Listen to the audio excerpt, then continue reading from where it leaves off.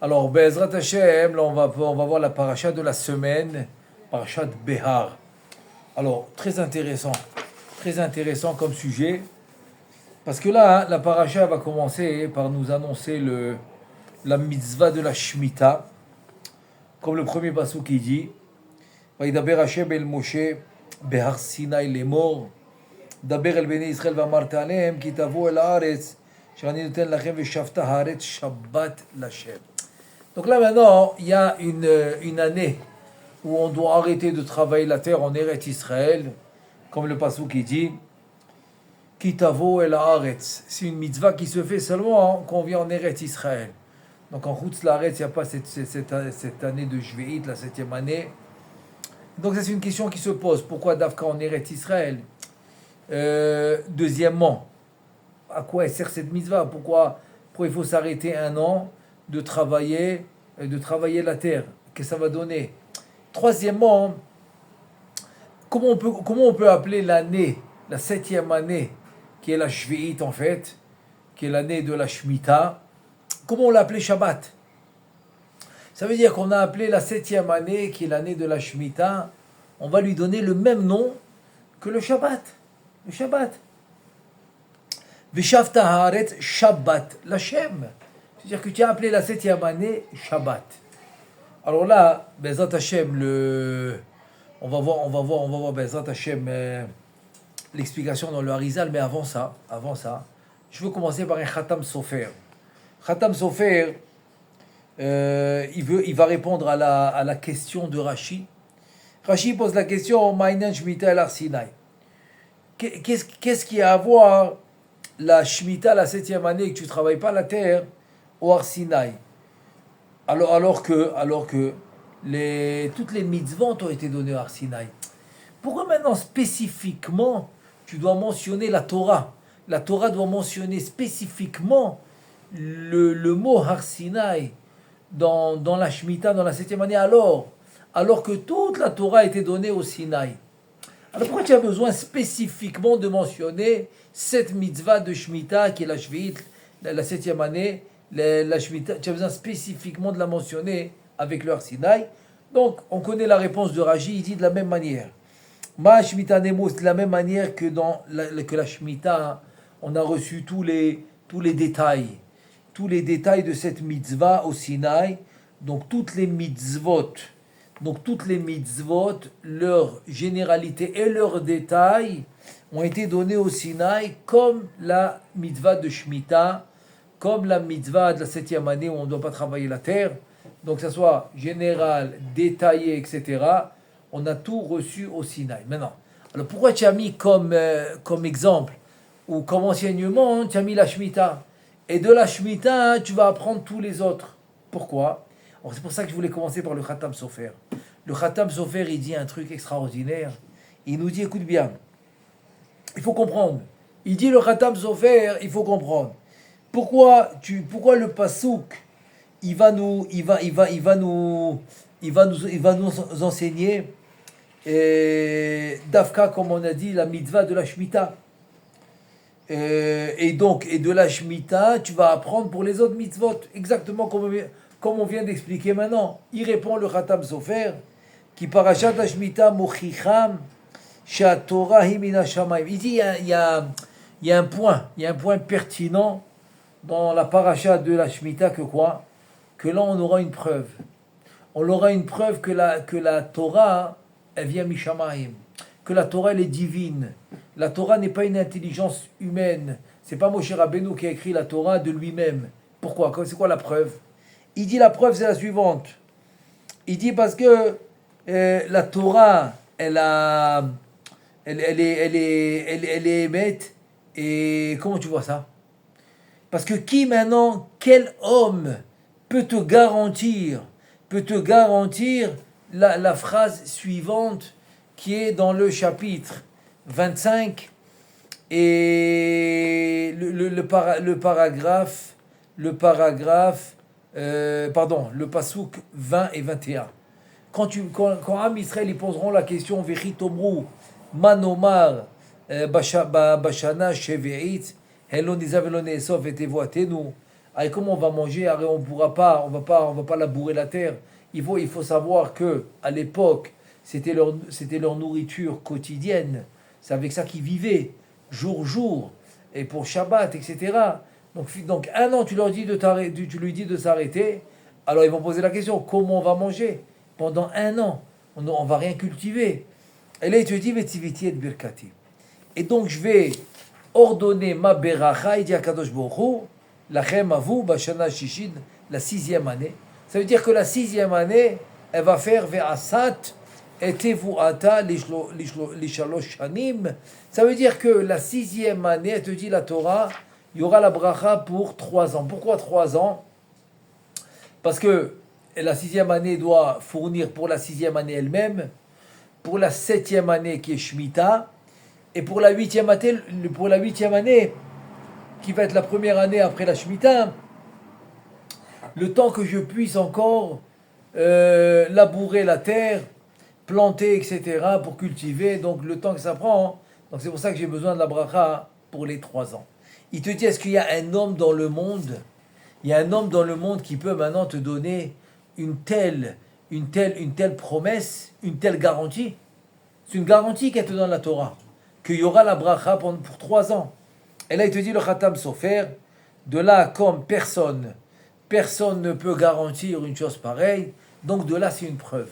C'est pour ça que je voulais commencer par le Khatam Sofer, truc extraordinaire. Extraordinaire, c'est que finalement, il y a une preuve sûre, une garantie que la Torah a donnée, une garantie que oui, il y aura la parnassa, oui, il ne faut pas s'inquiéter, oui, même si la terre ne travaille pas, même si la terre ne va pas travailler la 7e année, tu auras quand même de quoi manger pour la 6e, la 7e et la 8e, etc., le temps que tu encore travailles la terre, etc. Donc voilà, ça c'était pour le Khatam Sofer, qui a donné une explication extraordinaire. Maintenant, pour la question qu'on a posée, comment c'est possible? Comment c'est possible que tu vas appeler l'année de la Shemitah, tu vas lui donner le même nom que le jour du Shabbat? Il dit le Sefer al-Likutim, il dit, tu sais que Shabbat, il y a ce qu'on appelle Aliyat HaOlamot. Donc, s'il y a Aliyat HaOlamot, ça veut dire quoi? Il te dit Aliyat HaOlamot, finalement, c'est quoi? C'est qu'il y aura une élévation Shabbat qu'il n'y a pas toute la semaine. C'est-à-dire, si toute la semaine, on est livré à des forces du mal, c'est-à-dire on va parler de la Kali, la Klipa, comparativement à la Gdusha, et donc il y a une juxtaposition, c'est-à-dire une smirout, ils sont très proches, un côté de l'autre. Pendant Yom Chol, Shabbat, il y aura une séparation. Il y aura une séparation des forces du mal qui s'appelle les Chitzonim par rapport à la Gdusha, par rapport à la sainteté du jour de Shabbat. Et là, Rabbi Eliyahu Cohen de Izmir, il nous raconte la chose suivante. Il dit un jour, il y a eu un Ruach. C'est quelqu'un qui a fauté beaucoup dans sa vie antécédente. Et il a tellement fauté que même au Gehinam, il n'a pas le droit. C'est-à-dire, il va à ce qu'on appelle Kafakala. Il va dans un endroit où il n'a pas de menoucha, il n'a pas de repos. Pas de repos pour la neshama. Elle se fait jeter comme un ballon. Donc c'est encore un niveau pire. C'est-à-dire un niveau plus bas que le Gehinam. Le Gehinam, au moins, il se fait nettoyer pour accéder. Dès qu'il finit de se nettoyer au Gehinam, il va accéder au Gan Eden. Donc c'est déjà une étape avancée. Alors que là, il est une étape encore avant le Gehinam. C'est qu'il n'y a pas de repos. Il se fait jeter comme un ballon. Pas de repos, etc. Donc des fois, ces neshamot-là, ils s'appellent ça des rouchot, des esprits, qui n'ont pas de repos. Des fois, qu'est-ce qu'ils font? Ils essayent de se réfugier. Ils se réfugient dans un corps humain. Et c'est pour ça que des fois, la personne, elle est mal à l'aise. Elle est mal à l'aise, ou elle a des crises, ou elle tombe malade, elle peut tomber malade. Pourquoi? Parce qu'il y a ces neshamot-là, ces rouchot, ces esprits qui rentrent en eux. En fait, les esprits font ça parce qu'ils ont un repos. Ils sont un repos parce qu'ils sont dans un corps. Ils sont dans un corps humain, donc ils ont un repos. Un repos qu'ils n'ont pas à l'extérieur. Et donc voilà qu'il y en a eu un comme ça à Izmir. Ils ont fait appel au Rav Eliyahu Cohen. Il a écrit le livre Shevet Moussar, c'était le grand de la génération. Et ils lui ont fait appel pour essayer de régler cette histoire. Et le Rav, il arrive, il commence à parler au rouar, et là il nous raconte, j'ai ramené cette histoire pour une précision, pour quelque chose de spécifique. Et là il nous raconte qu'il lui pose la question, comment tu vois le monde? Est-ce que le monde tu le vois clair? Parce que tu es une rouar, tu es une neshama, tu n'es pas limité par ton corps. Il dit le monde en semaine, je le vois obscur, complètement obscur. Alors que le Shabbat, je le vois un peu plus clair. Donc le monde il s'éclaircit, il devient beaucoup plus clair le jour du Shabbat par la sainteté du Shabbat. Donc voilà, ça c'est une histoire que j'ai ramenée pour expliquer cette aliyat ha'olamot, cette montée des mondes. C'est en fait la montée des mondes, c'est pour te dire quoi? Pour te dire qu'il y a une séparation des chitzonim, des forces du mal, et donc il y a un éclaircissement qui se fait dans le monde. Et c'est ça qui va donner la sainteté. Et c'est pas que ça va donner, c'est grâce à la sainteté du Shabbat qu'il y a cet éclaircissement dans le monde par la sainteté du Shabbat. Et voilà. Et c'est comme ça que le jour du Shabbat, il prend une ampleur et un niveau supérieur au jour de la semaine. Il te dit l'année de la Shemitah, c'est le même concept, mais pas au même niveau parce que Shabbat c'est un plus haut niveau, mais c'est le même concept. Il y a une aliyah, une élévation des mondes. Donc c'est pour ça que la Shemitah aussi, il y aura le même process que Shabbat, pas au même niveau évidemment parce que Shabbat c'est un plus haut niveau, mais c'est le même concept. Il y a cette élévation. Donc voilà le point commun. Voilà le point commun entre la Shemitah et le Shabbat, que la Torah va les appeler par le même nom. Donc le point commun, c'est l'élévation. Ça veut dire que cette année-là, de la Shemitah, on a une élévation de l'année. C'est pour ça d'ailleurs, par exemple, on ne fera pas toute l'année de la Shemitah, on ne fera pas Tikkun Rachel. On fera seulement Tikkun Léa. Seulement Tikkun Léa la nuit, par exemple. C'est encore une preuve. C'est encore une preuve que c'est des jours qui sont élevés toute l'année de la Shemitah.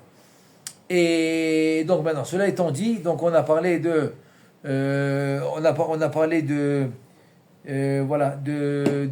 la preuve du Khatam Sofer, que grâce à la preuve c'est-à-dire le fait que la Torah va te garantir la bracha pour 3 ans. Donc tu vois que la Torah est divine et un homme ne peut jamais te garantir une chose pareille. Et deuxièmement, on a vu le point commun entre le Shabbat, le jour du Shabbat qu'on connaît toutes les semaines, et l'année de la Shemitah qui s'appelle Shabbat, c'est l'élévation des mondes. Alors maintenant, en quoi c'est une nécessité d'arrêter de travailler la terre? Donc, je veux dire, a priori, tu peux me dire, facilement, si tu me dis que le point commun c'est l'élévation des mondes, donc puisque Shabbat, il n'y a pas de melachot, je ne travaille pas parce que les mondes sont élevés, alors aussi, la Shemitah, je ne vais pas travailler. Mais le problème, c'est que la Shemitah, oui, tu travailles, oui, tu fais les autres melachot, tu les fais. Tu fais toutes les melachot. Mais rien que c'est la melachat de la terre que tu n'as pas le droit de faire. Ça veut dire qu'ici, il y a une notion spécifique pour la terre. Une notion spécifique pour la terre, pas pour autre chose. Et c'est pour ça que la Torah, finalement, va ordonner de ne pas travailler la terre. Donc on sait que Haaretz Eliona, c'est la Malchut. Donc ça veut dire que quoi? Ça veut dire que ne pas travailler la terre, kaviachol, c'est une élévation pour la Malchut. De la même manière qu'elle s'élève le jour du Shabbat. Rien qu'on a dit que c'est pas le même, qu'on a dit que c'est pas le même niveau. C'est pas le même niveau du Shabbat, mais c'est le même concept. Donc il y a cette élévation.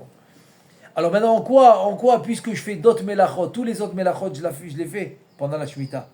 Tous les melachot, je les fais pendant la Shemitah. Alors pourquoi Dafka, ces melachot-là de la terre, je vais pas les faire pendant la Shemitah, et alors que je fais les autres melachot. Shabbat, que je fais aucune melacha, je comprends. Très bien. Mais la Shemitah, non, je fais les autres. Alors ici, maintenant, il y a le concept du bitachon. Ça veut dire que maintenant, la Torah, elle est venue nous donner un secret, un sod extraordinaire. C'est-à-dire, écoute bien. D'abord, avant de rentrer dans le bitachon, il faut savoir, il y a encore deux niveaux avant ça. Il y a le niveau qui s'appelle Emouna. Emouna, ça veut dire que je suis ma'amin, je crois en quelque chose. Donc là, je crois et je suis ma'amin que c'est Akadosh Baruch Hu qui a créé le monde. Très bien.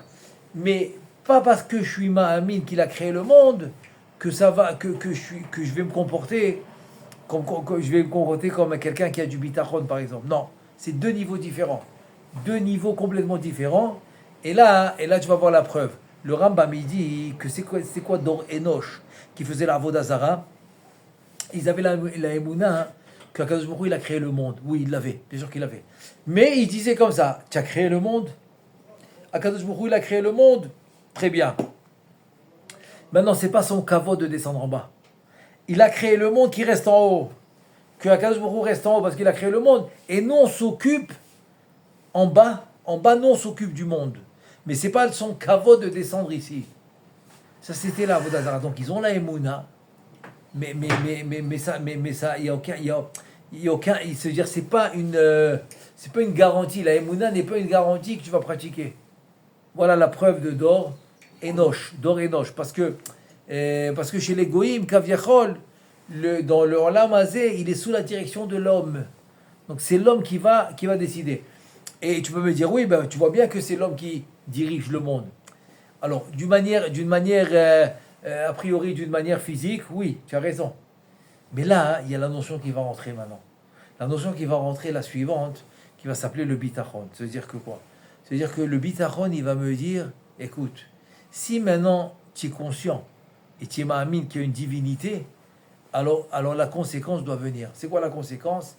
C'est d'appliquer ta croyance. Ça veut dire que chez les goïm, on peut croire, on peut être ma'amin, mais c'est pas pour autant qu'on applique. Ici, la Torah vient te dire, ça ne me suffit pas que tu vas me croire, tu vas appliquer. Et là, on va mentionner une notion aussi qui va s'appeler Ne'eman. Ne'eman atal hayot metim. Tu es Ne'eman, tu es quelqu'un de confiance sur qui je peux compter. Maintenant, tu ne peux pas dire ça à l'homme. À l'homme, un jour il est là, le lendemain il s'en va. Dor au l'air, dor bas, c'est une génération qui vient, une génération qui s'en va. Donc il n'y a pas de garantie chez l'homme qu'il soit là éternellement. Donc l'homme, tu ne peux pas lui faire confiance à 100%. Parce que c'est pas sûr qu'il pourra, c'est pas sûr qu'il pourra t'aider d'une manière garantie. Alors que là, Kadosh Baruch Hu, il s'appelle Ne'eman. Ne'eman, c'est quelqu'un de garantie. C'est-à-dire que tu peux lui faire confiance à 100%. Alors là maintenant, la Torah, elle te dit comme ça. Elle te dit, qui t'avo וידבר השם אל משה בהר סיני לאמור, דבר אל ישראל ואמרת להם, כי תבואו אל הארץ. Quand vous allez venir à la terre, mais c'est quoi la Haaretz? On a dit, c'est la Malchut. Ah, cher Ani noten lachem. Ça veut dire quoi, Ani noten lachem? Tout Eretz Israël, c'est Prinat Malchut. Ça veut dire que quelqu'un qui habite en Eretz Israël, Kaviachol, il est connecté d'Avouk, comme il dit Moshe Rabbeinu, Avatem adevekim Hashem Elokechem, vous allez être collé, ça veut dire que vous allez être connecté. Et bien, vous êtes connecté avec la Haaretz qui est la Malchut. Grâce à quoi? Il te dit grâce à la Shemitah. Ça veut dire qu'à un certain moment, tu ne peux pas te lever et te dire, voilà, moi je crois. Je crois, mais c'est tout, ça s'arrête là. Et il te dit pas du tout. Pas du tout. Ta croyance, ta foi, elle doit se traduire en action. Et c'est quoi l'action? Il te dit l'action, c'est le bitachon. Bitachon Bashem. Alors c'est là que maintenant, on va essayer de comprendre c'est quoi le bitachon. Parce que pour faire une mitzvah comme la Shemitah, les yeux fermés, ne pas travailler la terre pendant 1 an, alors que à leur époque, c'était toute la parnassa. Toute la parnassa de la maison, c'était le fameux terrain qu'ils cultivaient et qui faisait pousser ce qu'ils faisaient pousser. C'était ça la parnassa de toute la maison. Donc si l'homme il n'a pas ce bitachon total, envers Hachem, eh ben il te dit, eh ben tu pourras pas kaviachol te connecter avec la Haaretz, qui t'avoue la Haaretz, bia, c'est-à-dire rentrer dans ce système qui s'appelle Haaretz, qui s'appelle la Malchut. Pour ça il faut le bitachon. Et pour donner un exemple, alors il y a la fameuse histoire, c'est bientôt Shavuot, dans quelques semaines, Be'ezrat Hashem Shavuot, Abba Alenu Letova V'Lifracha, et là-bas il ramène le Shlach Kadosh Dans Masechet Shavuot, il ramène une histoire extraordinaire. Qu'est-ce qu'il ramène là-bas?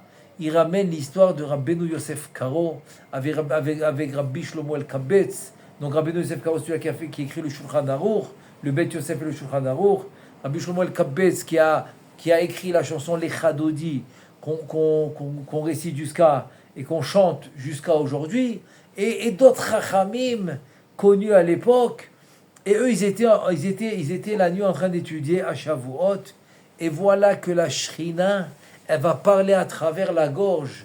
Elle va parler à travers la gorge du Bet Yosef, Rabbeinu Yosef Karo. Et elle va lui dire que Ashrechem, soyez heureux que vous étudiez la Torah. Donc grâce au Mishnayot, que Rabbeinu Yosef Karo, il n'arrêtait pas de réciter. Donc la Shrina, elle lui a parlé à travers la gorge. Et là, elle leur a parlé plusieurs choses sur la Galut Ashrina, etc., sur l'exil, Et une chose, elle leur dit à la fin, et sur ça, maintenant, j'ai ramené cette histoire pour cette chose qu'elle va leur dire. Elle leur dit, écoutez bien, allez en Eretz Israël, ça suffit. Parce que cette histoire, elle s'est passée en Turquie. La ville Kouchta, qui est en Turquie. Donc, comme cette histoire est passée en Turquie, elle leur a dit, allez monter. Et donc, c'est pour ça que cette année-là, ils sont allés en Tzfay. Mais elle leur dit, écoutez bien, je vous dis de monter en Eretz Israël et n'ayez pas peur. Al tahousu bekelechem.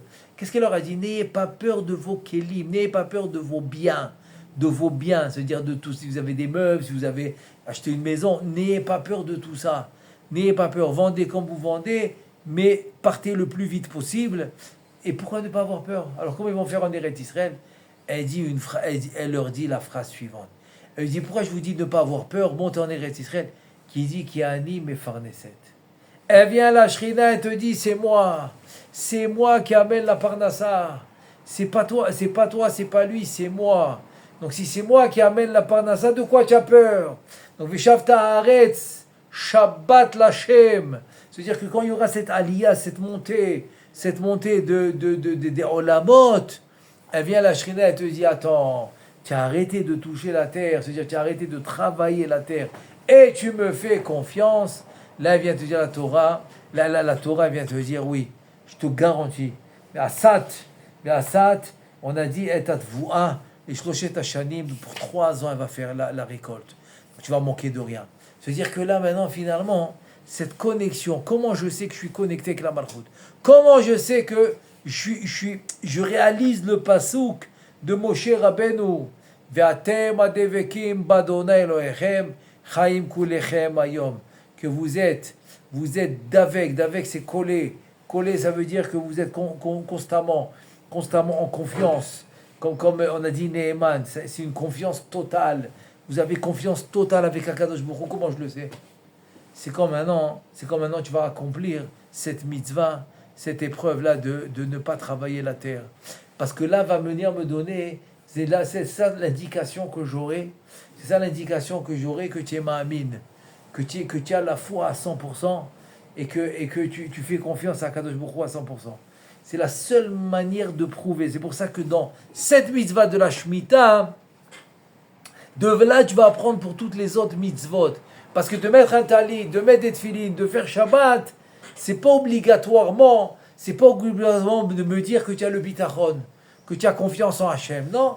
Tu fais Shabbat parce que tu as envie de réussir dans les affaires, par exemple. Donc ça c'est pas la vraie kavana, c'est pas la vraie, on va dire, c'est pas la vraie mitzvah. Je fais pas Shabbat parce que j'ai envie de réussir dans les affaires. Non, je fais Shabbat parce que Hachem il m'a demandé de faire Shabbat et parce que ça va faire nahat ruach leyotzrenu et la asod borenu, ça va être la volonté divine. C'est ça la vraie mitzvah. La vraie mitzvah parce que c'est la volonté divine. Mais comment tu le prouves?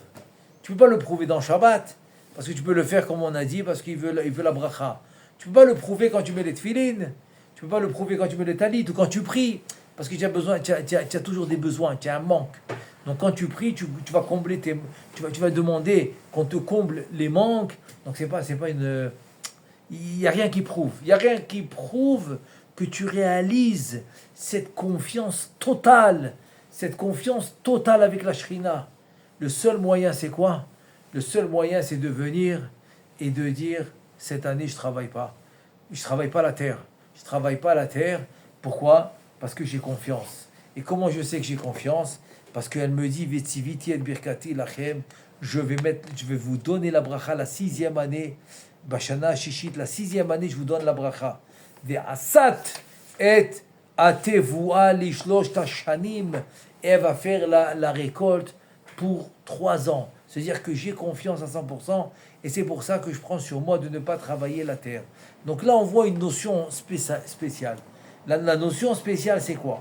C'est que en aucun cas, maintenant, je vais venir faire des calculs rationnels, ou des calculs personnels, ou des calculs avec la matière, ou des calculs physiques contre un tzivouille, contre un ordre spirituel. Contre un ordre spirituel, ça jamais je vais faire. C'est là la preuve. Mais de faire une mitzvah qui prouve pas que tu as confiance en Hachem, alors c'est pas ça qui va me donner l'indication. Donc c'est pour ça que j'ai besoin de cette mitzvah spécifique. Cette mitzvah spécifique de la Shemitah, que là vraiment tu montres ta confiance. C'est-à-dire c'est quand l'homme il est prêt à ne pas aller travailler et de dire non, si Hachem il me l'a dit, c'est sûr qu'il va me donner la part d'un saint, alors d'arriver à ce stade, là oui je peux avoir confiance. Là oui je peux avoir confiance, en la personne que vraiment elle veut faire vraiment la volonté divine. C'est dans cette mitzvah spécifique. C'est ça le bitachon. Le bitachon, c'est d'arriver à un stade où il n'y a pas de retour, dans le sens que c'est impossible que ça ne réussisse pas. C'est obligé de réussir. Et sur cela, je vais amener un très très très très beau machal là-dessus pour nous dire que, en fait, ce qu'il nous demande à Kadosh Baruch Hu, c'est l'effort. C'est pas rien que l'effort, c'est la croyance et confiance en moi. De quoi tu as peur? Tu as peur de quoi? Alors là, avant le machal, j'ouvre une parenthèse que le Ben Ishraï, il ramène la chose suivante. Il dit qu'une fois, il avait parlé avec le Malach Hamavet, l'ange de la mort, et il lui a annoncé, l'ange de la mort, qu'il allait avoir une épidémie à Bagdad. Et alors il lui a demandé combien doit mourir dans cette épidémie. Donc il lui a dit par exemple, c'est bon, on va dire que c'était que des goïms, alors on va dire 5000 goïms. Ok, l'épidémie elle passe, ils sont morts 3 fois plus. Il y a eu 15 000 morts. Alors Bezrat Hashem, Kar Yovdu Kol Oivecha Hashem, tous les ennemis, Bezrat Hashem, comme ça ils vont tous partir, tous les ennemis de Am Israël. Et donc ils sont partis 15 000, et le Ben Ishraï dit, mais je comprends pas, tu m'as dit 5 000. Il lui répond, il lui dit, tu as raison. Combien devait partir dans cette Magefa, dans cette Xéra, dans ce décret? 5 000, comme je t'ai dit. Après, ils sont partis 15 000. Parce que 10 000 qui sont partis de plus, ils ont eu peur. Ils avaient peur, ils n'avaient pas confiance. Donc c'est la peur qui les a fait partir. Et c'est là que la Torah vient te dire. Elle te dit, la Torah, c'est pas une peur. On n'a pas peur de faire la Torah. On n'a pas peur de si on fait pas Shabbat, on n'aura pas la bracha. C'est pas ça la Torah. La Torah, c'est pas une peur. La Torah, c'est une vie qui aime chayenu ve'orech yamenu. C'est une vie. Et maintenant, il te dit d'intégrer dans ta vie quotidienne, d'intégrer ce moussak de bitachon. De bitachon dans le sens, il n'y a pas de peur. J'ai pas peur d'avancer, j'ai pas peur de faire les mitzvot, j'ai pas peur de faire la volonté divine. Même si ça va à l'encontre complète de mon esprit humain, du rationnel, etc., et du physique, etc. Et sur ça, je vais finir avec un machal extraordinaire d'un roi qui voulait donner sa fille unique à quelqu'un, mais quelqu'un qui avait vraiment cet amour complète, qui avait ce bitachon complet pour le roi, qui avait cette confiance complète pour le roi. Comment il allait le tester? Il a cherché, et finalement il a eu une idée. Il y avait une montagne très très difficile à monter, et là il leur a dit, celui qui va monter cette montagne jusqu'au bout, eh ben, il aura ma fille comme épouse, il deviendra le ministre, et après 120 ans que le roi s'en va, c'est lui qui va prendre qui va me succéder, qui va prendre qui va devenir roi. Parce que c'était la fille unique du roi. Donc le khatan, le gendre, c'est lui qui deviendra le roi. Et donc voilà, donc maintenant, qu'est-ce que j'ai besoin pour ça? Pour savoir que vraiment c'est quelqu'un de confiance pour le pays et pour ma fille. Donc je vais lui demander de grimper la montagne la plus difficile qui existe dans mon pays. C'est une montagne très très dure à monter. Évidemment, au début, il y a des milliers qui se sont présentés. Et petit à petit, élimination, ils n'arrivent pas. À peine s'ils arrivent au 10e, au 15e, le maximum, il arrivait à 20e, au 20e%, à 20% de la montagne au début. Donc il avait encore 80% à monter. Ils ont tous fait Yehush pour raccourcir. Donc, ils sont passés de milliers, des dizaines de milliers, ils sont passés à des milliers. Après, ils sont passés à des centaines. Après, ils sont passés à des dizaines. Petit à petit, ça se réduit. Ils arrivent à 2 ou 3. Et voilà que ils arrivent au maximum à 48%. Et ils ne peuvent plus, ils arrêtent. Il y en a un qui est tenace. 48%, il est tenace. Il dit non. Si le roi il a dit qu'on peut monter, ben on peut monter. Il continue. Arrivé à 50% de la montagne, il trouve un endroit où il rentre là-bas, comme une chambre, et il trouve un ascenseur. Il rentre dans l'ascenseur, il appuie le bouton, il arrive jusqu'en haut de la montagne, et là le roi il a dit tu as gagné. Ça veut dire quoi? Ça c'est le mashal. C'est quoi le nimshal? Le nimshal c'est qu'en fait, Kadosh Baruch Hu, il attend de t'aider. Kol abali taher, tout celui qui vient se purifier, c'est-à-dire se purifier, c'est faire les mitzvot. Il veut avoir le bitachon, alors Kadosh Baruch Hu, on va l'aider. Comment on va l'aider? C'est qu'on veut que tu montres que tu es tenace, que tu as confiance à 100%. Cet homme-là, maintenant, qui a trouvé l'ascenseur, il n'avait aucune idée qu'il y avait l'ascenseur. Il est arrivé presque aux 50%. 50% de la montagne, presque, et il pensait qu'il allait partir, il allait mourir. Et quand même, il a dit non, si le roi il a dit, c'est que c'est possible. Donc il a été tenace, c'est-à-dire qu'il a fait confiance au roi. C'est ça que ça veut dire. C'est-à-dire, en fait, on ne paye pas le résultat, on paye l'effort. Son effort, c'était de faire confiance. Et là, quand il est arrivé au bout de ses forces, il a eu l'ascenseur. C'est ça qu'il te dit. Il te dit que la Shemitah va me montrer que tu es avec moi à 100%. Parce que la confiance qui est le bitachon en fait, c'est quand tu vas le mettre à 100%. Tu vas me montrer que tu dépends que de moi. Tu dépends que de moi. Et là, l'ascenseur, elle va venir. L'ascenseur dans le sens l'aide d'Hachem. Et l'aide d'Hachem, elle va venir quand tu vas montrer que tu as mis ton effort. Quand tu vas montrer que ton effort, tu l'as mis à 100%. Tu l'as mis à 100%, que tu comptes sur personne d'autre. Tu comptes que sur Akadosh Baruch Hu. Dans tous les cas de figure, tu donnes de la force à personne. Baal Akorot Kulam, c'est lui la force de tout, dans n'importe quel sujet de la vie. Et c'est pour ça que de cette mitzvah, on va apprendre tous les autres mitzvahs, parce qu'il faut Messirut Nefesh. Et en quoi ça donne de la force à Kadosh Baruch Hu pour t'aider? Et là, il y a un machal sympa, très beau machal. C'est qu'en fait, il y a quelqu'un qui vient pour ramasser de l'argent. Et il arrive, et il explique son cas, etc. Et Baruch Hashem, le riche, il est très... il prend l'affaire au sérieux. Et il lui donne une bonne somme, presque toute la somme du mariage. Comme ça, il n'a pas besoin de se casser la tête. Et Baruch Hashem, donc il peut déjà retourner, préparer le mariage de sa fille, etc. Tout va bien. D'autres, ils viennent pour ramasser l'argent. Donc ils passent chez ce riche-là, comme ils ont entendu l'histoire de cette personne qui a reçu presque la totalité du mariage. Mais voilà, par surprise, ils ont une grande surprise que finalement, ce donateur leur donne pas beaucoup, des petites sommes. Alors un jour, il y en a un, il dit, il faut que je lui demande, c'est pas possible. Quelle différence? Qu'est-ce qu'on a de différent? Qu'est-ce qu'on a nous de différent avec celui à qui il a aidé presque la totalité de la somme du mariage? Et là donc, il ose lui poser la question. Le riche, il le regarde, il lui dit, écoute, c'est très simple.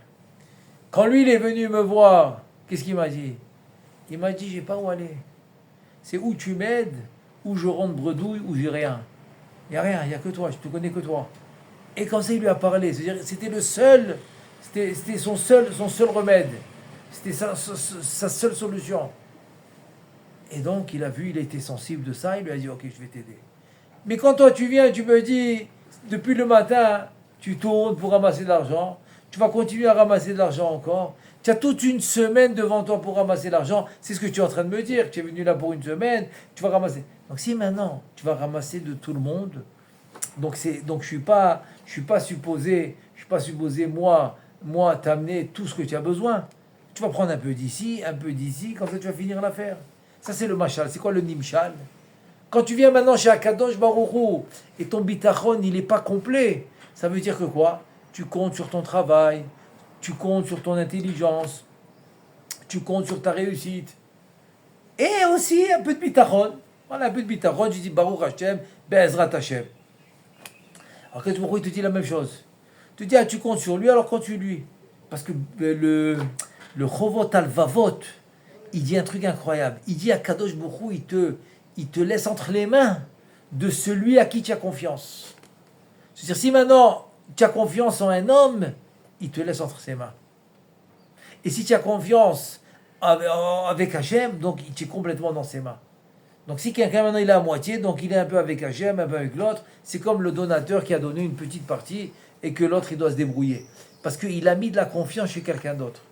Mais il lui dit, mais l'autre, quand il m'a dit que je suis le seul, donc je savais que si je ne l'aide pas, il retourne bredouille, il n'a rien. Ça le machin. Le nimshal, c'est quand tu viens à Kadosh Baruch Hu et tu lui montres qu'il est la seule adresse. Il n'y a personne d'autre qui peut l'aider. Il n'y a personne d'autre qui peut t'aider. Tu montres à Kadosh Baruch Hu, tu lui dis, il n'y a que toi. Si toi tu ne m'aides pas, il n'y a rien du tout. Donc tu lui donnes tu lui montres qu'il est le seul qui peut t'aider, et bien il te prend en main de A à Z. Dans n'importe quelle situation, il va être là pour t'aider. C'est ça le bitachon. Donc c'est ça en fait la mitzvah de la Shemitah, qui va ressembler à Shabbat, dans la aliyah, dans l'élévation. Dans l'élévation, comment tu vas t'élever? Quand tu vas venir et tu vas dire, ma seule adresse c'est à Kadosh Baruch Hu. Ça c'est le bitachon. Ça c'est la mitzvah de la Shemitah. Et donc de là, c'est sûr que tu vas prendre pour toute la Torah. Que ta seule confiance c'est à Kadosh Baruch Hu. Donc tu seras prêt. Tu seras prêt à faire Messirut Nefesh pour justement accomplir la volonté d'Hachem. Même quand c'est difficile, même quand c'est pas toujours facile, même quand il y a des obstacles, même quand il y a des choses des fois qui te dérangent, etc.